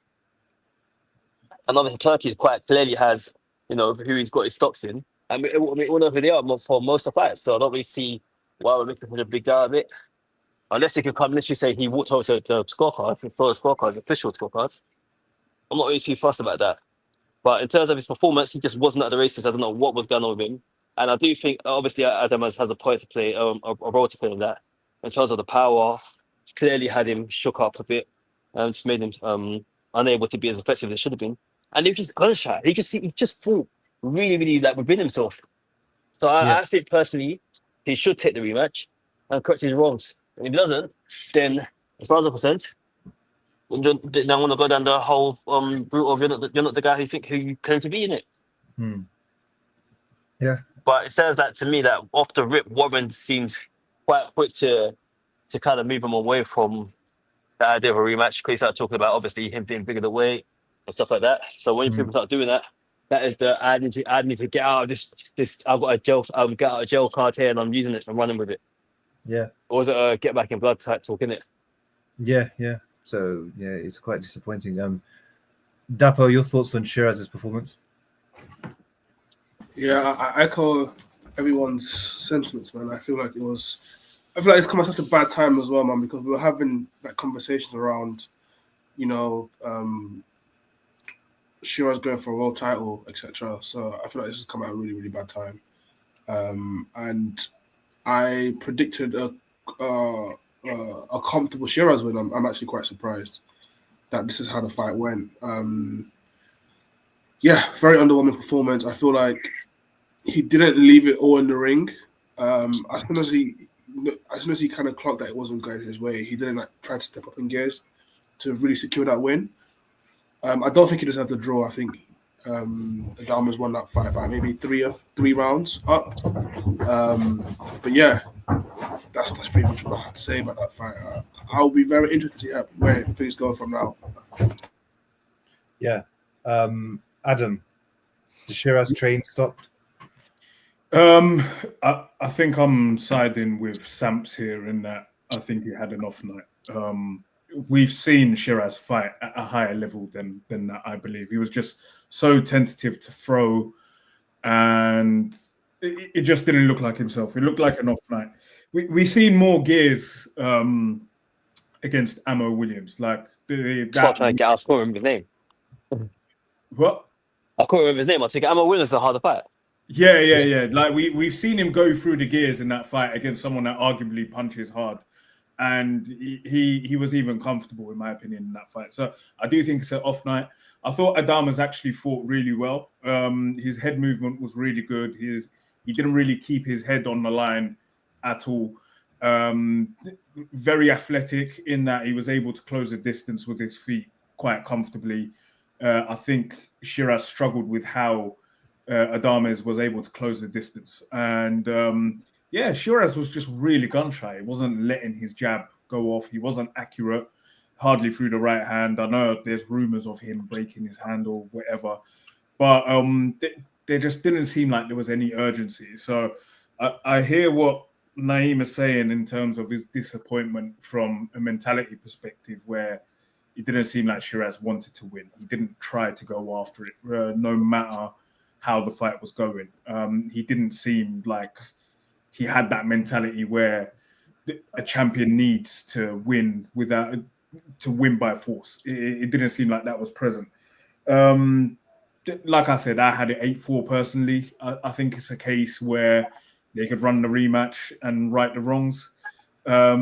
Just a shame about that scorecard because it's added a bit of a taint in regards to a very, very good night of boxing. And the thing that disappoints me the most about that scorecard is the narrative where people were upset that Saudi is coming into boxing anyway.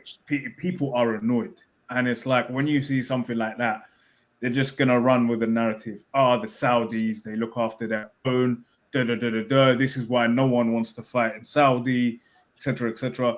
When robberies like this have been happening in boxing for a very long time in the UK, in America, it's just a shame that happened because I thought Saudi have actually been quite good in terms of scorecards for the majority of the time, but just a little slip up there.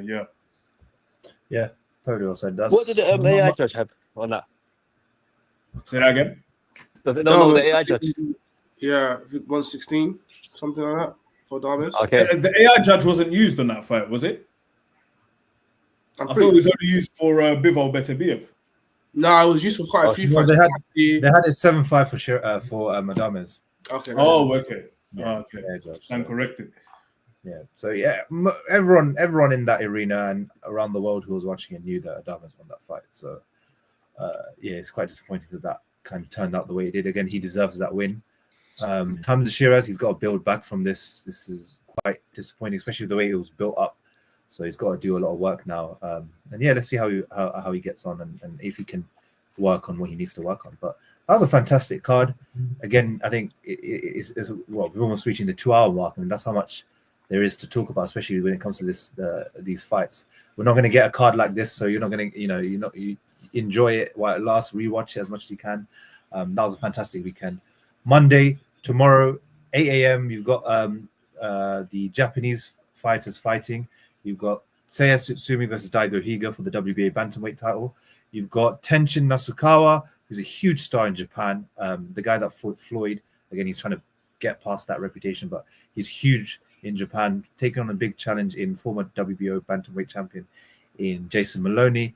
And pound for pound, top 10 fighter, Junta Nakatani, defending his WBC bantamweight title against David Cuellar. That's an interesting card if you're going to be up or if you're not at work or if you're at home. Watch that. So it's going to be on Sky Sports. It's going to be interesting, especially with Nakatani, potential Inoue fights down the line in the next hopefully in the next 12 months. So make sure to watch that and see how he gets on. That was a great card. Next week, I don't think there's much. I think there's an Irish card with Krakow. Is Tank next week? I can't even remember. No, 2nd of March. Yeah, next week then. Is it next week? Oh, this week. Oh, wow. Abdul Wahid next. We'll do a short pod before that, previewing that fight. Because that's a lot. Because there's so much to talk about. But that's fantastic. And there's some. Keep a watch out on the YouTube channel and the Twitter because I'm going to be bringing something next week, a different special that you'll be interested to watch. So keep an eye out. I'll announce it in the next couple of days. But in the meantime, enjoy the fights tomorrow. Enjoy your time. Enjoy the weekend, and we'll see you next week. Peace. Peace. Peace.